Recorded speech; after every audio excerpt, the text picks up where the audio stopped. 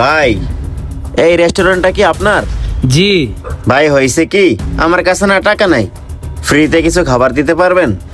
এই বেটা 50 লাখ টাকা রেস্টুরেন্ট দিছি, তোর কি ফ্রি খাওয়ানোর লাগিয়া? আসলে ভাই হয়েছে কি, আমি বাসার থেকে আসার সময় মানিব্যাগটা ভুলে রেখে আসছি। আমার ফোনের চার্জ শেষ হয়ে গেছে, এখন অনেক ক্ষুধা লাগছে ভাই।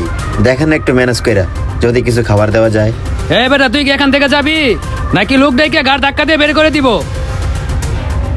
না ভাই থাক, ঘাড় ধাক্কা দিয়ে বের করতে হবে না, আমি চলে যাচ্ছি।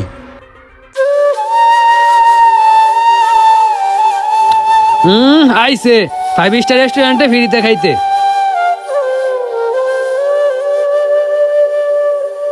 কিরে বন্ধু, গেছিলি 5 স্টার রেস্টুরেন্টে? হ্যাঁ বন্ধু, গেছিলাম। তো কি বুঝলি? বন্ধু, ফুটপাতের হোটেলে যে বিক্রি করে না, এর মনটা অনেক ফ্রেশ।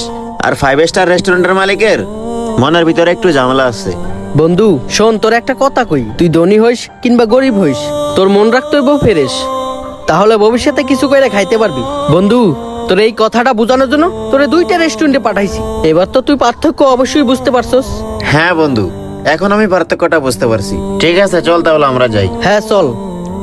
এই ভিডিওটা দেখে কি বুঝলেন? সবসময় গরিবরাই গরিবদের পাশে থাকে, কিন্তু আমাদের সকলেরই উচিত মানুষের বিপদে মানুষের পাশে থাকা। ভিডিওটি ভালো লাগলে অবশ্যই শেয়ার করে দিবেন। ধন্যবাদ সবাইকে।